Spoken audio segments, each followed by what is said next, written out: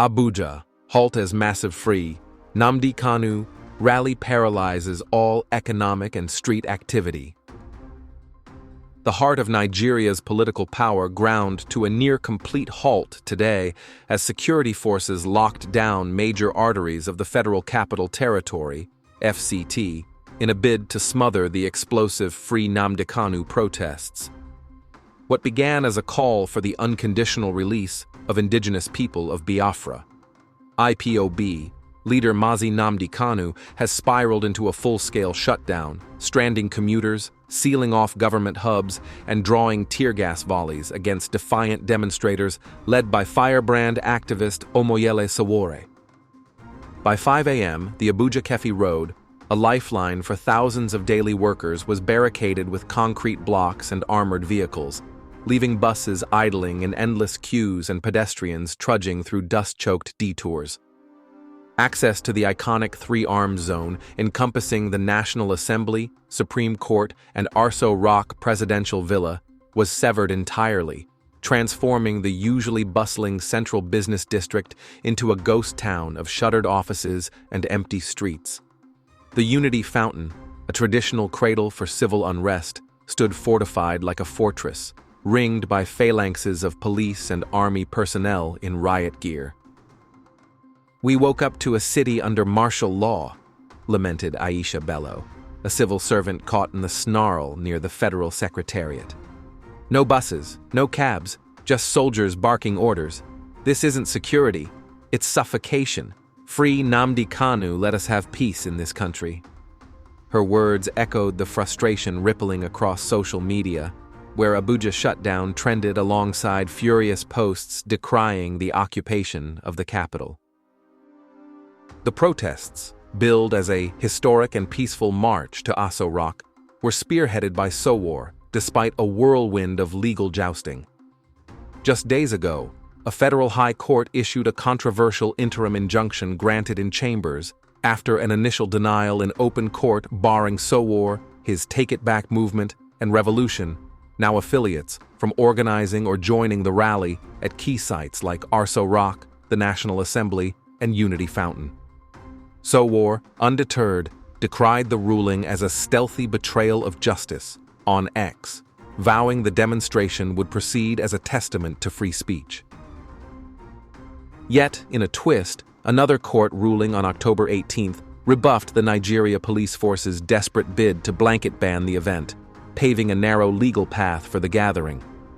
Police Inspector Kayode Egbetoken had mobilized lawyers to the courthouse, framing the protest as a potential flashpoint for unrest.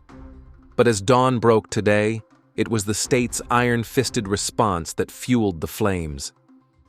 By 7 a.m., pockets of protesters numbering in the hundreds, including students bussed in by the National Association of Nigerian Students (NANS), converged near Eagle Square, chanting "Free Nnamdi Kanu now," and waving placards emblazoned with the IPOB insignia.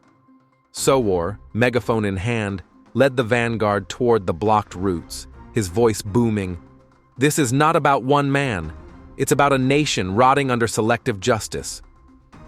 Security forces, however, wasted no time. Tear gas canisters arced through the air, scattering the crowd in choking clouds, while live rounds cracked overhead in warning. Eyewitnesses reported scuffles, with at least a dozen arrests, including Kanu's brother and legal team members, as the melee spilled into side streets. The U.S. Embassy, in a pre-dawn alert, had urged Americans to steer clear, warning of roadblocks, traffic congestion, and confrontations that could turn violent around the central business district advice that proved prescient. Amplifying the paralysis was a parallel economic boycott orchestrated by the Ohanaeze Youth Council, OYC, and Ohanaeze Ndigbo.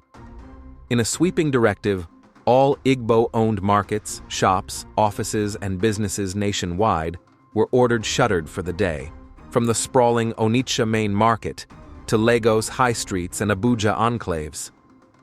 "Let every son and daughter of Igboland stand as one family," the OYC implored, framing the silence as dignified solidarity against what they call Kanu's emblem of ethnic injustice. Reports trickled in of compliant closures, grinding commerce to a whisper and underscoring the protest's national ripple.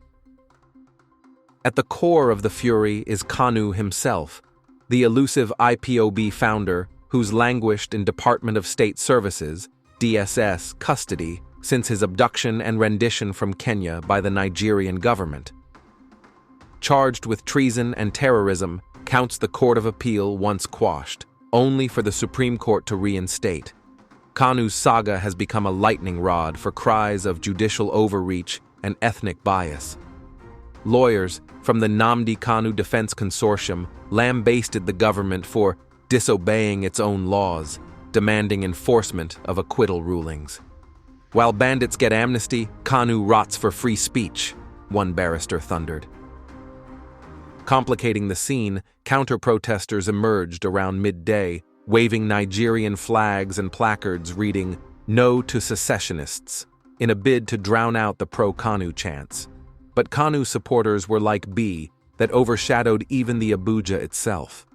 Videos showing large crowd of Nnamdi Kanu supporters being circulating on social media.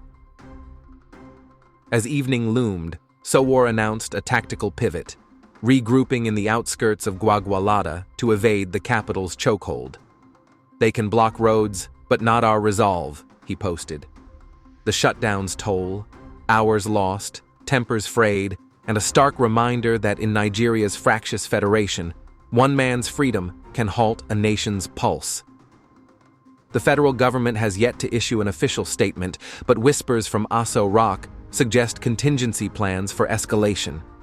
For now, Abuja exhales, a city besieged for a call for justice. Justice for Kanu? Free Nnamdi Kanu.